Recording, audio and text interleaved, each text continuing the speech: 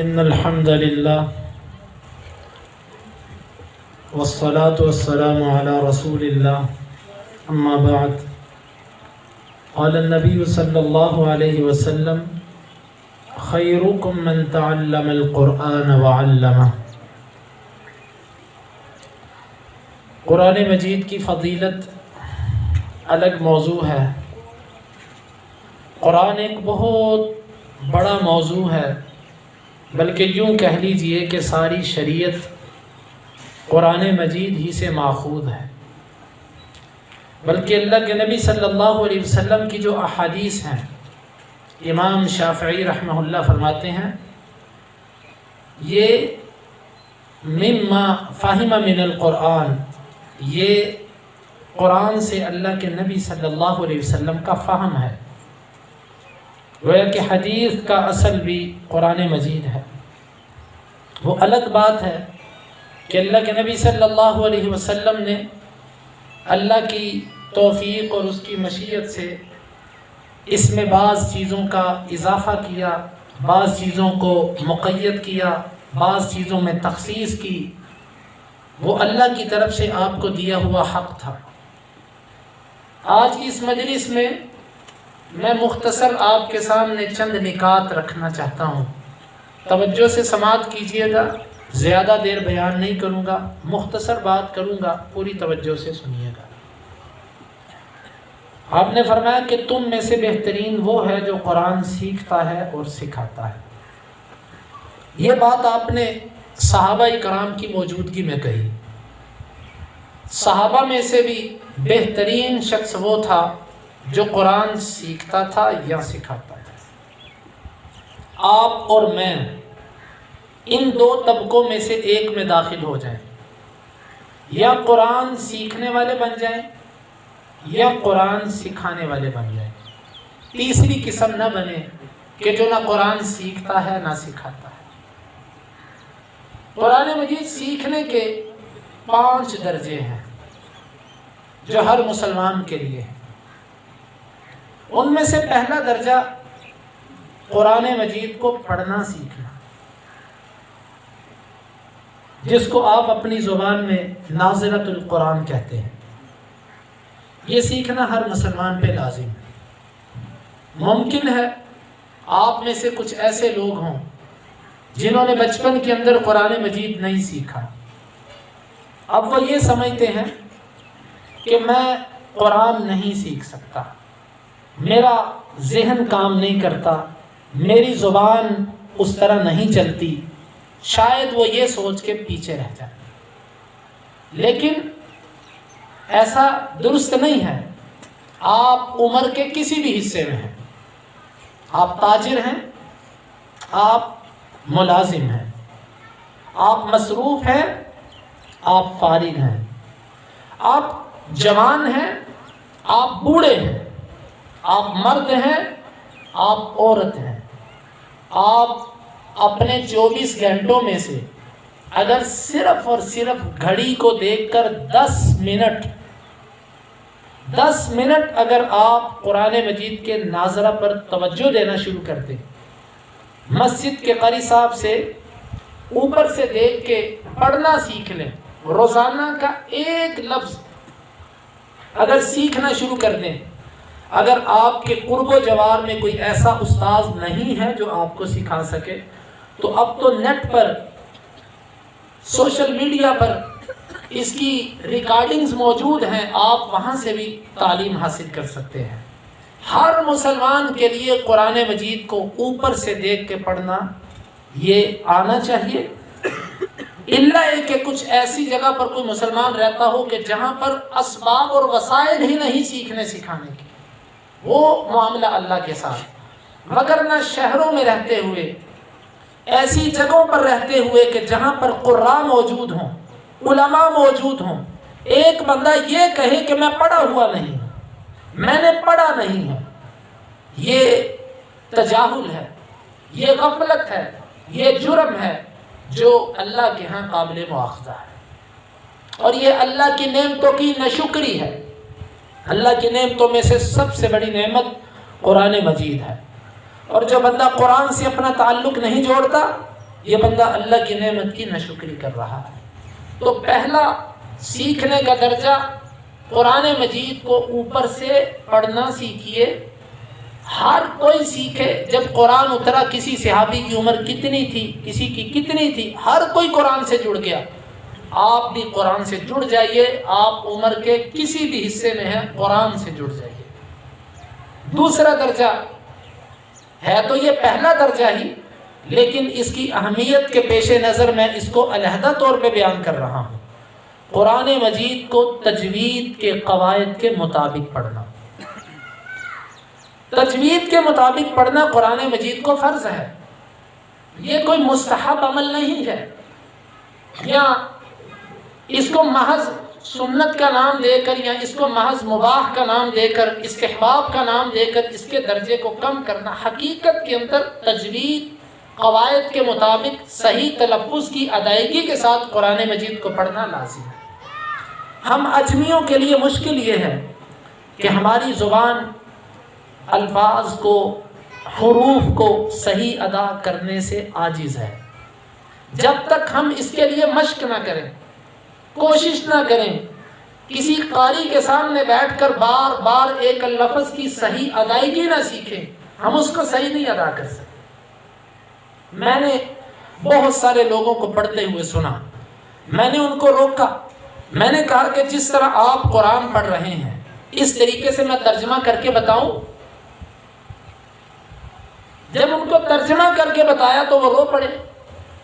مثلا ایک بزرگ تھے، وہ اللہ کے نبی صلی اللہ علیہ وسلم پر درود یوں پڑھتے تھے، اللہم صلی علی محمد۔ اب وہ علی کو پڑھتے تھے لا، اس کا معنی بن جاتا ہے اللہ درود بھیج محمد پر نہیں۔ جب ان کو ترجمہ بتایا تو وہ رو پڑے، توبہ کرنے لگ پڑے، میں تو ایسے نہیں کہتا۔ وہ کہہ تو ایسا نہیں رہے، انہیں شعور نہیں ہے، لیکن وہ معنی بدل رہے ہیں۔ آپ قرآن مجید پڑھتے ہیں قل هو اللہ احد، اس کا معنی ہے کہہ دیجئے اللہ ایک ہے۔ جب آپ قل قاف حلق سے ادا کرتے ہیں موٹا پر کر کے تو اس کا معنی ہے کہہ دیجئے۔ جب آپ یہ کہتے ہیں قل، اور ہمارے سارے اجمی قل کہتے ہیں الا ماشاء اللہ، اس کا معنی ہے کھا لیجئے۔ قل هو اللہ احد، کھا لیجئے اللہ ایک ہے۔ آپ لفظ بولتے ہیں قلب، قلب کا معنی ہے دل، لیکن آپ اس کو بولتے ہیں قلب، قلب کا معنی ہے کتا۔ یہ اگر اس کی مثالیں میں دینا شروع کر دوں تو بہت ساری مثالیں ہیں۔ قرآن مجید کو صحیح ادا کرنا سیکھیے۔ ہاں، کوشش کرنے کے بعد بھی اگر کوئی بندہ صحیح نہ پڑھ سکے تو وہ معذور ہے، معجور ہے۔ اگر کوئی بندہ یہ کہے تجوید کون سی لازم ہے، یہ ایسے قاریوں نے تکلفات شروع کر رکھے ہیں۔ قاریوں کے تکلفات اپنی جگہ، وہ ترک کر دیجئے، لیکن حروف کی صحیح ادائیگی، واللہ اس مسئلے کے اندر بعض دفعہ دل دکھتا ہے۔ 8 سال 10 سال مدارس کے اندر پڑھنے والے علماء اور سند فراغت حاصل کرنے والے، اور جن کو حدیث پڑھاتے قرآن پڑھاتے بھی دہائیاں گزر جاتی ہیں، وہ بھی جب قرآن پڑھتے ہیں تو دل دکھتا ہے کہ افسوس کہ قرآن ہی ٹھیک نہیں ہو سکا۔ اس لیے آپ جوان ہیں، آپ بزرگ ہیں، آپ پڑھے لکھے ہیں، آپ ان پڑھ ہیں، آپ مرد ہیں، آپ عورت ہیں، عمر کے کسی بھی حصے میں ہیں، آپ آج ہی سے 10 منٹ 5 منٹ صرف حروف کی صحیح ادائیگی کے لیے نکالیے۔ کوشش تو کیجئے، آپ کوشش کرنے پر بھی اللہ کے ہاں آپ کے لیے اجر ہے، اور اس کے بعد بھی آپ سے غلطی ہو تو آپ معاف ہیں۔ لیکن اگر آپ نظر انداز کریں، آپ ٹائم نہ دیں، آپ اس کو اہمیت دیکھیں۔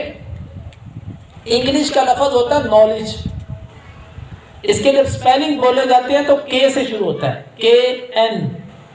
اگر سپیلنگ سے دیکھ کر اس کو پڑھے تو اس کا لفظ کی تلفظ یوں بنتا ہے کنولج،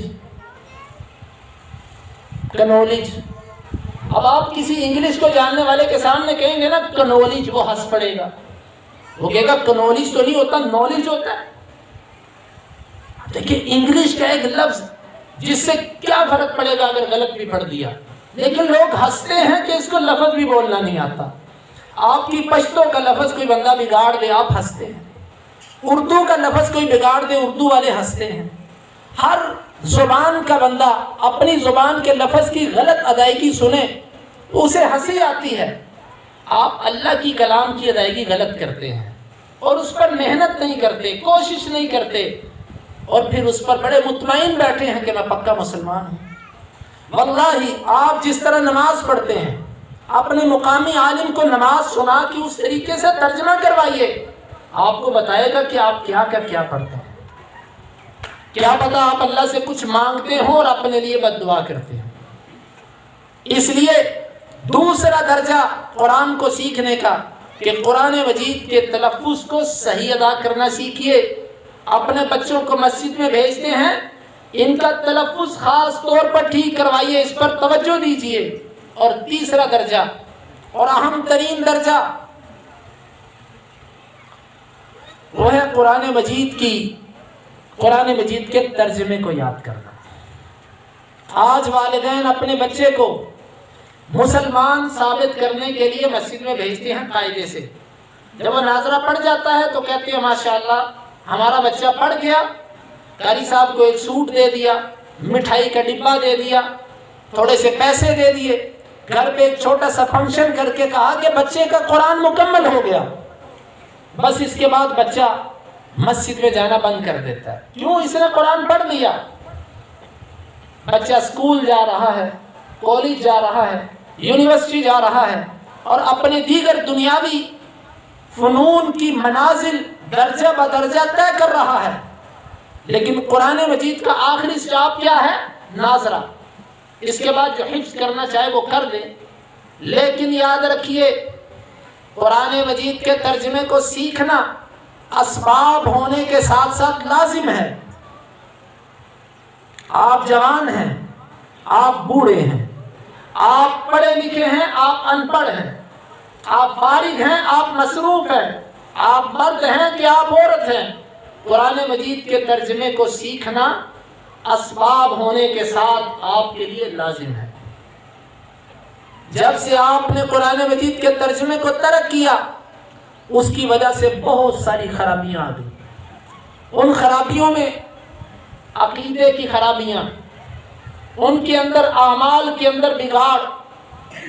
اب میں ایک اگر خرابی کا نام لے کر ذکر کرنے لگوں، اگر آپ نے قرآن مجید کا ترجمہ پڑھا ہوتا، آپ کو پتا ہوتا ہم نماز میں کہتے ہیں ایاک نعبد و ایاک نستعین، اللہ ہم صرف تیری عبادت کرتے ہیں اور صرف تجھ ہی سے مدد مانگتے ہیں۔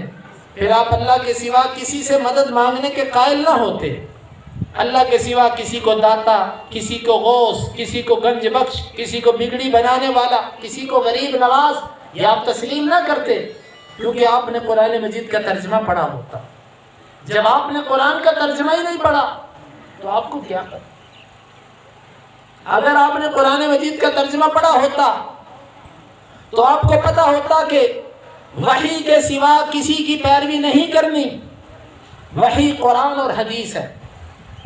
لیکن لوگوں نے آج قرآن و حدیث کو نام تو قرآن حدیث کا لیا، زبان پر ہر کوئی کہتا ہے کہ میں قرآن و حدیث کو مانتا ہوں، لیکن اس کے ساتھ ساتھ اماموں کے مذہب، تقلیدی مذاہب، ان کو لوگوں نے اس طرح لازم کیا، اس طرح پکڑا کہ جس طرح قرآن و حدیث کو پکڑنا ہوتا ہے۔ اگر آپ نے قرآن کا ترجمہ پڑھا ہوتا تو اس میں ایسی آیات گزرتی کہ افمن اتخذ الہہ ہوا، جس نے اپنی خواہش کو اپنا الہ بنا لیا، اور اس میں یہ آیت گزری ہوتی اتخذوا احبارہم ورہبانہم اربابا من دون اللہ، کہ ان لوگوں نے اپنے صوفیاء کو، اپنے علماء کو اللہ کے سوا رب بنا لیا تھا۔ وہ رب بنانا کیا ہے؟ جو وہ کہیں حلال اس کو حلال سمجھنا، جس کو وہ کہیں حرام اس کو حرام سمجھنا۔ اگر قرآن مجید کا ترجمہ ہم پڑھتے، ہماری عوام کے اندر یہ ترجمہ پھیل جاتا، تو لوگ علماء کی بات کو قرآن و حدیث کے تابع رکھ کے لیتے۔ علماء کی بات قرآن و حدیث کے موافق ہوتی تو لیتے، جہاں خلاف ہوتی وہاں پر ترک کر دیتے۔ آج لوگوں کو کہو کہ یہ بات قرآن کے خلاف ہے، حدیث کے خلاف ہے، تو جواب یہ ملتا ہے کہ یہ میرے امام کا مذہب ہے، ہم فلاں فرقے سے تعلق رکھتے ہیں۔ ذہن سازی کر دی گئی، ذہنوں میں یہ بات بٹھا دی گئی۔ اگر آپ نے قرآن کا ترجمہ پڑھا ہوتا، آپ علماء کو علماء رکھتے، رب نہ بناتے۔ روایت اس کی سند میں بعض اہل علم نے کلام بھی کیا ہے۔ عدی بن حاتم رضی اللہ عنہ جب مسلمان ہوئے، کہا اللہ کے رسول صلی اللہ علیہ وسلم قرآن کہتا ہے کہ انہوں نے اپنے علماء کو رب بنایا تھا، ہم نے تو رب نہیں بنایا تھا۔ آپ صلی اللہ علیہ وسلم نے فرمایا کہ کیا جب وہ کسی چیز کو حلال کہتے تم اسے حلال سمجھتے تھے، اور جب وہ کسی چیز کو حرام کہتے تم ان کے کہنے پر اس کو حرام سمجھتے؟ کہا جی ہاں۔ فرمایا یہی تو رب بنانا ہے۔ حلت و حرمت کا اختیار ایک اللہ کے پاس ہے، وہ مخلوق کو دینا، وہ امام کو دینا، وہ فقیہ کو دینا، یہی تو اس کو رب بنانا ہے۔ اگر ہم نے قرآن مجید کا ترجمہ پڑھا ہوتا تو ہمارے اندر یہ تقلید کی مصیبت کیوں نہ در آتی۔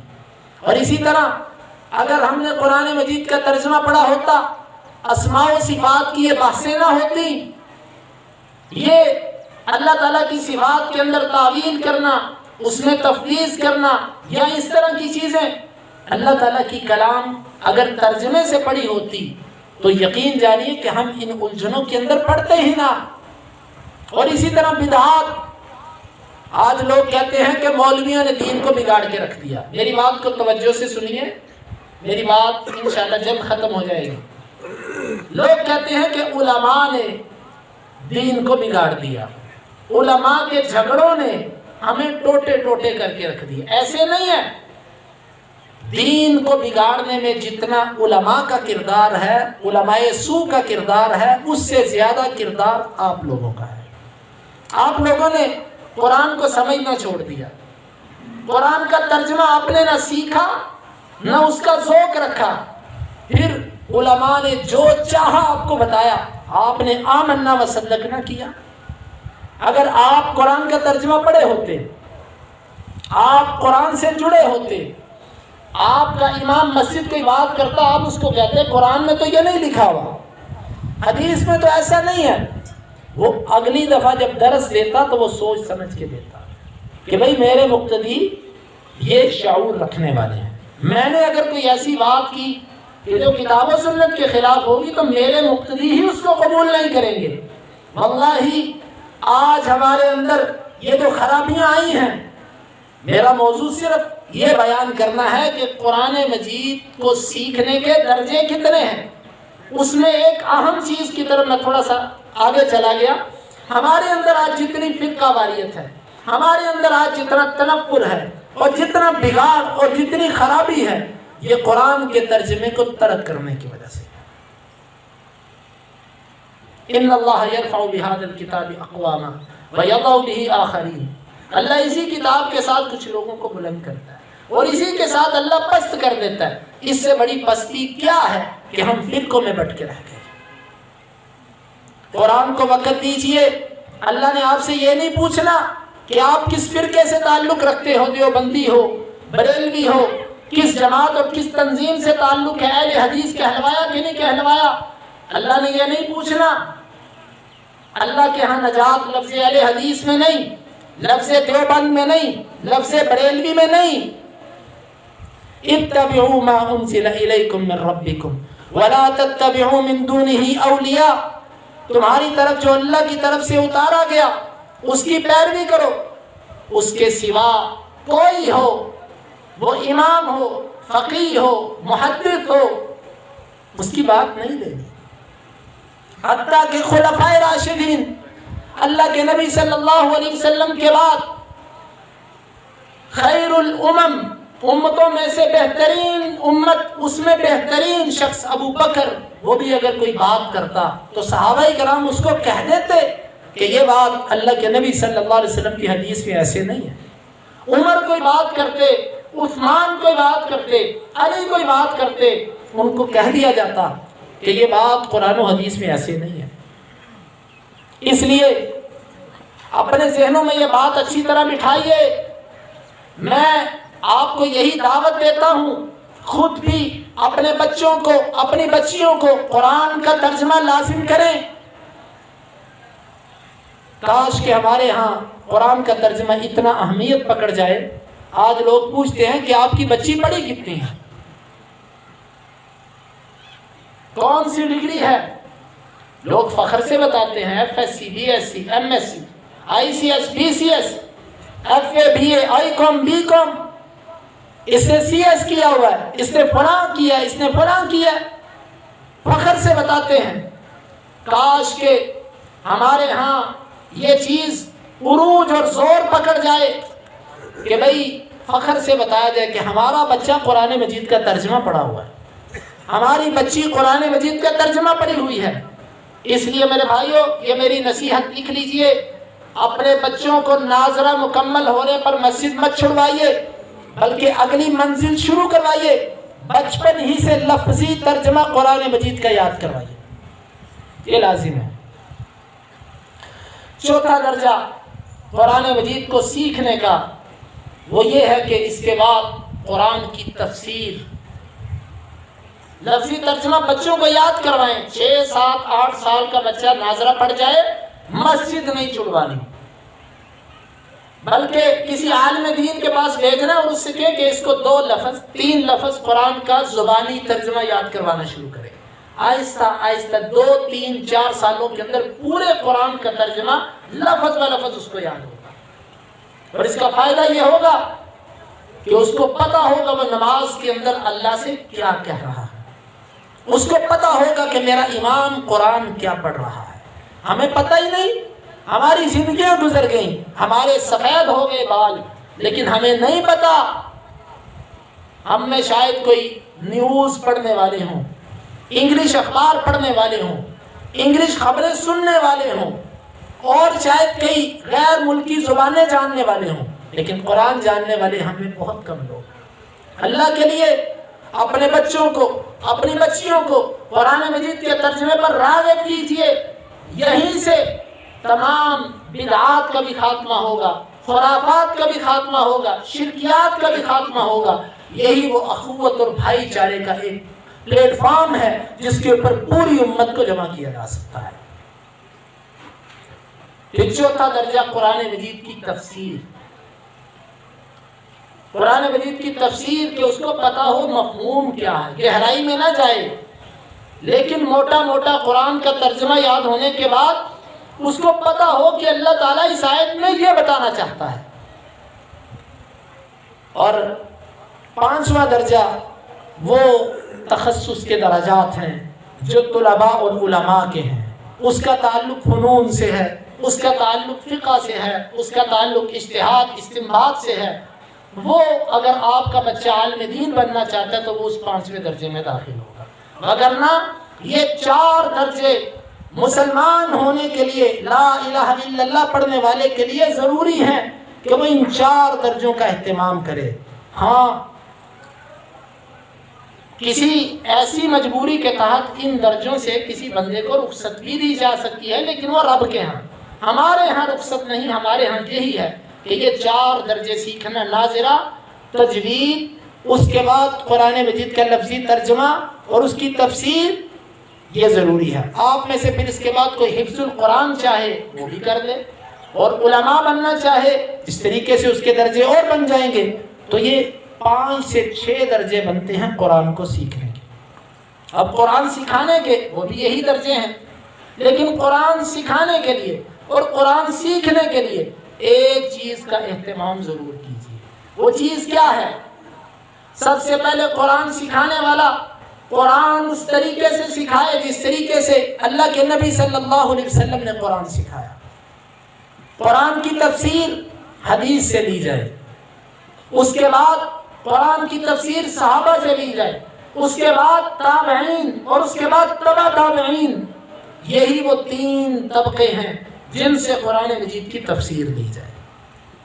قرآن کی تفسیر کرنے والے کو ڈرنا چاہیے، وہ اپنے امام کے مذہب کے مطابق قرآنی آیات کو نہ ڈھالے، اپنے امام کی आरा, उसके इज्तिहादात, उसके क़ियासात, उसके इस्तिंबातात, उनको साबित करने के लिए वो कुरान की आयतों पर मश्क न करे, इसको तख्ता मश्क न बनाए, बल्कि अल्लाह से डरते हुए कुरान मजीद की आयात की तफसीर करने के लिए अहादीस का सहारा ले, सहाबा इकराम की तफसीर को ले, जो मेरे नबी के शागिर्द थे, फिर उनके बाद जो उनके शागिर्द, फिर उनके बाद जो उनके शागिर्द, जिसको तफसीर बिल मासूर कहते हैं।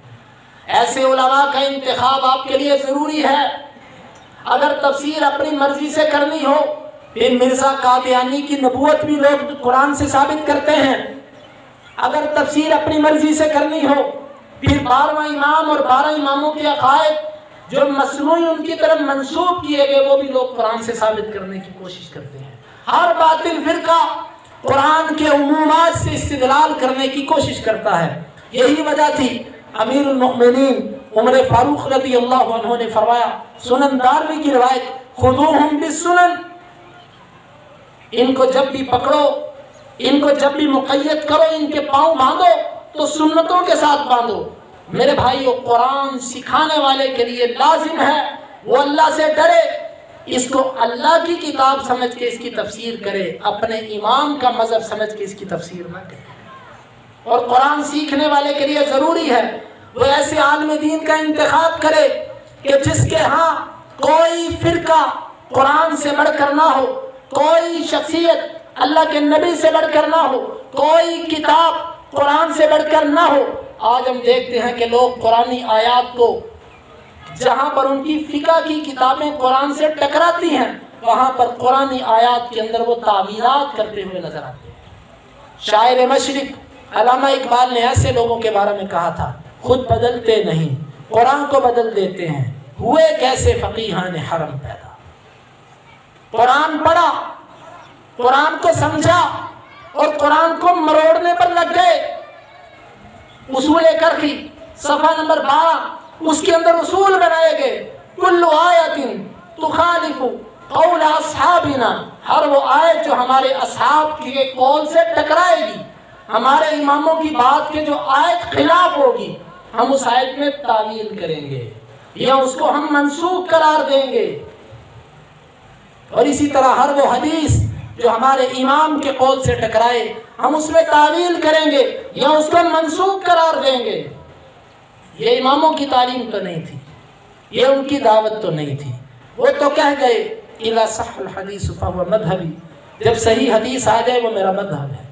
इज़ा रअयतुम कलामी युखालिफुल हदीस फ़अमलू बिल हदीस वज़रिबू बिकलामिल हाइत, तुम देखो अगर मेरी बात कुरान और हदीस से टकराती है, मेरी बात को उठाकर दीवार पे मारो, कुरान और हदीस को सीने से लगाओ। वो तो कह गए मा मिन अहदिन इल्ला वहुव माखूज़ुन अलैहि व मरदूद इल्ला साहिब हादा।